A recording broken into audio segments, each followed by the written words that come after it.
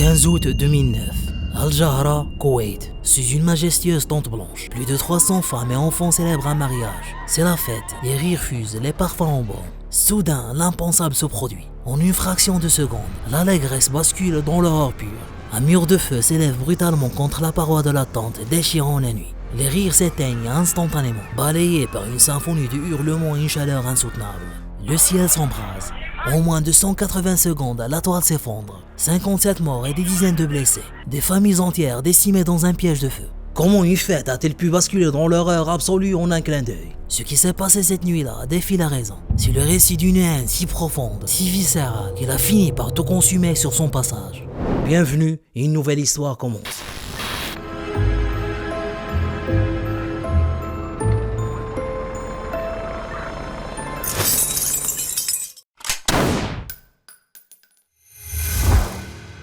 Pour comprendre l'origine de ce brasier, il faut remonter le temps et s'immiscer dans l'intimité d'un foyer qui se consume, celui de Zaïd et Nasra. Tout commence en 2003. Nasra n'a que 17 ans lorsqu'elle épouse Zaïd, un homme de 36 ans. Malgré cette importante différence d'âge, les premières années de leur union sont harmonieuses, presque paisibles. Le couple fonde une famille et accueille 2 enfants. Pendant des années, Nasra a dévoué sa jeunesse à son mari et à ses enfants, nés avec des besoins de santé particuliers. Jour après jour, elle a porté le poids du quotidien dans l'ombre de Zaïd. Mais dans cette maison, l'équilibre est fragile. Les disputes éclatent, les reproches s'accumulent et le calme des débuts s'évapore. Zaïd commence à se confier à sa famille. Pour lui, Nasra n'a plus de temps à lui consacrer. Elle ne lui porte plus autant d'attention qu'avant, accaparée par les soins constants que demandent leurs enfants. Sa famille lui souffle alors une idée qui va tout faire basculer. Pourquoi ne pas prendre une seconde épouse? Zaïd est séduit par la proposition. Quand il annonce ses intentions à Nasra, le choc est brutal. Blessée et en colère, elle espère provoquer un électrochoc chez Zaïd.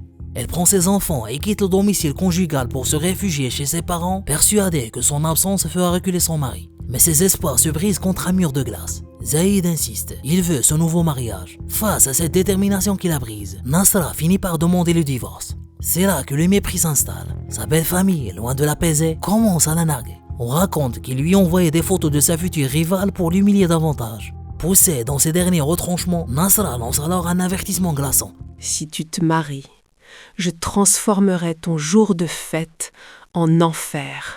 À l'époque, personne ne la prend au sérieux. Ils pensent que ce ne sont que des mots dictés par la rancœur. Ils ignorent que dans le silence de son cœur, une haine noire est en train de sceller leur destin.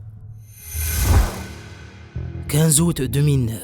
Le quartier d'Al-Ouyoun à Al-Jahra s'anime sous une chaleur écrasante. Tout est prêt pour le grand jour et, comme le veut la tradition, une structure imposante a été dressée pour l'occasion. Une tente de mariage monumentale. Cet espace est un univers à part, un sanctuaire réservé exclusivement aux femmes et aux enfants, installé juste devant la demeure du marié. C'est un lieu clos, conçu pour préserver l'intimité des invités, fermé sur 3 côtés. La tente ne possède qu'une seule et unique issue, une porte étroite située juste en face de l'entrée de la maison de Zaïd. À l'intérieur, le luxe est au rendez-vous. La surface est vaste, configurée pour accueillir plus de 300 personnes. Pour contrer la fournaise du Koweït, de puissantes unités de climatisation tournent à plein régime. Ce soir-là, l'affluence est phénoménale. Les lieux sont combles, saturés de vie. On y croise des enfants qui courent entre les convives, des femmes de tous âges parées de leurs plus beaux atours, et même des invités venus d'Arabie Saoudite pour honorer l'union. La célébration bat son plein, les rires s'élèvent, et personne ne remarque que ce cocon de toile si chaleureux en apparence est en train de devenir un piège mortel qui n'attend qu'une étincelle pour se refermer. Les aiguilles de la montre viennent tout juste de franchir le cap de 20 heures. À cet instant précis, la fête atteint son apogée. La musique résonne, les parfums se mêlent à l'air frais des climatiseurs et l'insouciance est totale. Soudain, sans que personne ne comprenne d'où vient le danger, le cauchemar éclate. Une lueur orangée déchire la nuit, grimpant à une vitesse foudroyante le long des ponts de la tente. En un battement de cils, le feu lèche le plafond synthétique. Ce n'est pas un simple départ de flamme, c'est une déflagration de chaleur qui transforme instantanément l'atmosphère en une fournaise irrespirable. Le ciel de tissu s'embrase et commence à pleuvoir en lambeaux de matière fondue sur la foule.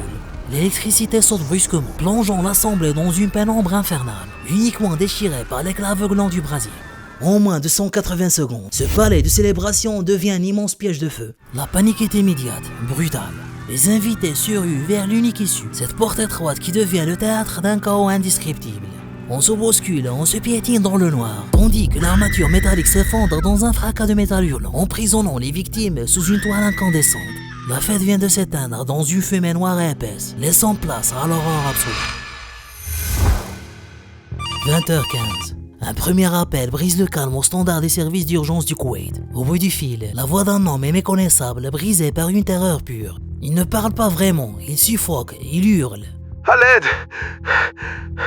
Par pitié, aidez-nous! La tente de mariage est en train de brûler, avec tout le monde dedans! C'est un enfer. On n'arrive pas à sortir les femmes et les enfants. Faites vite! Par pitié, faites vite! À peine cet appel est-il raccroché que le standard explose littéralement. En quelques secondes, les lignes sont saturées par des dizaines d'appels similaires, créant une onde de choc dans tout le centre de secours. Le silence de la nuit est définitivement déchiré par les sirènes. Les pompiers, la police et les ambulances convergent tous en une course effrénée vers le brasier d'Al Aoun. Sur place, ce qui attend les secours relève de l'indicible. Ce n'est pas une simple opération de sauvetage. On croirait intervenir après un attentat. Les ambulances commencent à emporter les corps et l'horreur est sans fin. Chaque fois qu'ils en soulèvent un, ils en découvrent un autre dessous. La violence du choc est telle que la scène est d'une difficulté insoutenable même pour les professionnels. Des hommes s'effondrent, évanouis, fauchés par la douleur de reconnaître un visage familier au milieu du chaos. L'un voit sa femme au sol, l'autre le corps de sa mère, un autre sa fille sans vie. Certains voient leur sœur, leur épouse et leur mère gisant ensemble, emportés par le même souffle de feu. À mesure que le temps passe, le nombre de victimes ne cesse de grimper. Les secouristes extraient soit des cadavres, soit des blessés qui hurlent une souffrance atroce. Dans un coin de la tente, les pompiers forcent le passage et découvrent l'horreur absolue. 3 corps empilés les uns sur les autres. Les flammes les ont brûlés instantanément, ne leur laissant aucune chance de s'enfuir. Mais l'image la plus déchirante, celle qui restera gravée dans les mémoires, est celle du corps d'une femme serrant son enfant contre elle. Dans un ultime geste d'amour, cette malheureuse a tenté de le protéger du brasier, mais le feu ne les a épargnés ni l'un ni l'autre. Au milieu de cet apocalypse, les voisins de la maison de Zaïd deviennent des héros improvisés. Ils récupèrent autant d'enfants que possible pour les mettre à l'abri chez eux, loin de la vision d'horreur. Ces pauvres petits ne doivent pas voir ce qui est en train de se passer, ne doivent jamais voir ça. À cet instant, Al-Jahra bascule définitivement dans le deuil. Le soleil se lève sur Al-Jahra, mais la ville est plongée dans une stupeur glaciale. L'odeur âcre de la fumée sature encore l'air d'Al Aoun. Le bilan officiel tombe, et il est apocalyptique. 57 morts, presque exclusivement des femmes et des enfants, et plus de 90 blessés qui luttent pour leur vie dans les unités de grands brûlés. Très vite, les experts de la police scientifique investissent les décombres calcinés. Au début, le doute plane. On privilégie l'hypothèse d'un tragique accident, comme un court-circuit ou une défaillance électrique. Mais ce doute s'évapore brutalement lorsqu'un enquêteur, en inspectant les abords immédiats de la scène, tombe sur un objet suspect, une bouteille abandonnée. En s'approchant, l'odeur ne trompe pas. C'est de l'essence. Ce n'est pas une fatalité, c'est un crime de sang-froid. Alors que la nouvelle de la catastrophe se propage comme une traînée de poudre, un chauffeur de taxi fait immédiatement le rapprochement. Il contacte la police avec une révélation glaçante. J'ai pris en charge une femme juste avant le drame. Elle portait un niqab, je ne pouvais pas voir son visage. Elle m'a demandé d'aller vers Al Aoun, mais elle a voulu s'arrêter dans une station-service. Elle est descendue, elle a rempli une bouteille d'essence, puis elle est remontée dans la voiture avec un calme olympien, comme si elle venait d'acheter une simple bouteille d'eau. Je l'ai déposée à quelques pas de la tente de mariage. En interrogeant le voisinage, les enquêteurs recueillent un témoignage qui vient confirmer cette piste. Je travaille comme employé de maison juste ici, dans la maison d'à côté. J'étais dehors, tout près du coin de la tente, quand j'ai vu une femme passer. Elle tenait une bouteille à la main. Elle s'est approchée de moi et m'a demandé si j'avais des morceaux de journaux. Je suis rentrée pour lui en chercher et je lui ai donné ce que j'ai trouvé. L'employé était loin d'imaginer que ce papier servirait de mèche pour transformer la fête en brasier. Face à ce faisceau de preuves, les enquêteurs se tournent vers Zaïd. Zayed, regardez autour de vous. Une telle horreur ne peut pas être un accident. Est-ce que vous avez une idée ? Est-ce qu'il y a quelqu'un, dans votre entourage, qui pourrait nourrir une telle haine contre vous ? Je n'ai aucun doute. Je sais exactement qui a fait ça. C'est elle, c'est Nasra. Personne d'autre n'aurait pu transformer mon mariage en un tel carnage. Elle m'avait prévenu qu'elle se vengerait. Elle vient de mettre ses menaces à exécution. Cette déclaration tombe comme un coup près. L'enquête n'est plus une traque dans l'obscurité. Elle a désormais un nom, un mobile et une cible. La jalousie dévastatrice de Nasra. L'enquête s'accélère. Munis des témoignages accablants du chauffeur de taxi et l'employé de maison, les policiers se rendent sans tarder au domicile des parents de Nasra. À l'instant même où l'interrogatoire débute, le masque de l'innocence tombe. Nasra ne lutte pas. Elle s'effondre littéralement, sombrant dans une crise d'hystérie où les larmes se mêlent aux aveux. Sans qu'aucune pression ne soit nécessaire, elle livre tout ce qui l'arrange. Dès que j'ai su la date, j'ai tout de suite planifié de gâcher leur fête. Une idée m'est venue. J'ai pris une bouteille remplie d'essence, je me suis approchée de la tente et j'ai commencé à verser le liquide. Mon intention était seulement de faire peur. Je me suis dit qu'ils allaient sentir l'odeur de l'essence, qu'ils allaient paniquer et que comme ça, j'allais gâcher la fête. Mais rien ne se passe comme elle l'imaginait. Rien de tout ça n'est arrivé. Personne ne sentait rien, personne ne sortait. Alors là, j'ai allumé le feu.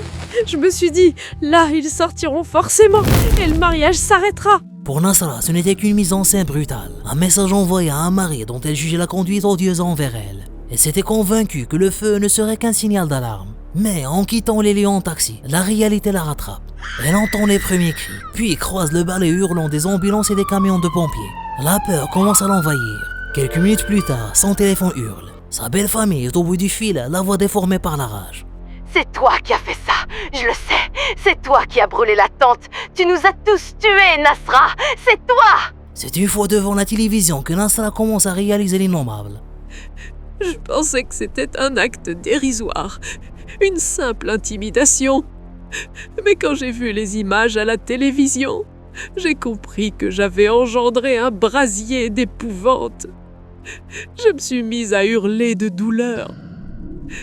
J'ai appris par la suite que, parmi les victimes, il y avait mes propres amis et des membres de la famille de mon mari. Des gens qui m'aimaient, qui avaient même essayé de nous réconcilier et de calmer les tensions entre nous.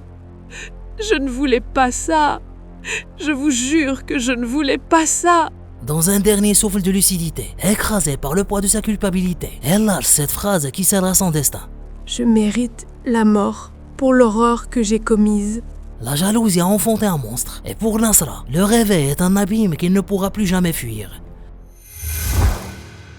L'horreur laisse place à un deuil national. Le bilan final est effroyable. 66 victimes, principalement des femmes et des enfants. Ironie du sort, le mari, Zayed, et sa nouvelle mariée sont sortis indemnes de la tragédie. La justice koweïtienne se montre inflexible. Nasra est condamné à mort. Le 25 janvier 2017, l'heure du destin sonne enfin.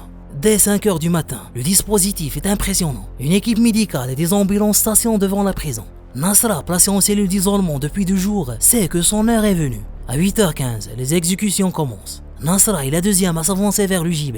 Elle est en plein effondrement. Ses jambes ne la portent plus. Elle répète de manière hystérique entre deux sanglots. Pardonnez-moi, je ne voulais pas faire ça. S'il vous plaît, pardonnez-moi, pardonnez. Après les lectures de sa sentence et ses derniers mots de regret, elle prononce la shahada. Les bourreaux lui couvrent le visage et lui passent la corde au cou. Quelques secondes plus tard, la sentence est exécutée. Merci de m'avoir accompagné tout au long de cette affaire. N'oubliez pas le j'aime et l'abonnement. Prenez soin de vous et à très bientôt. Ciao.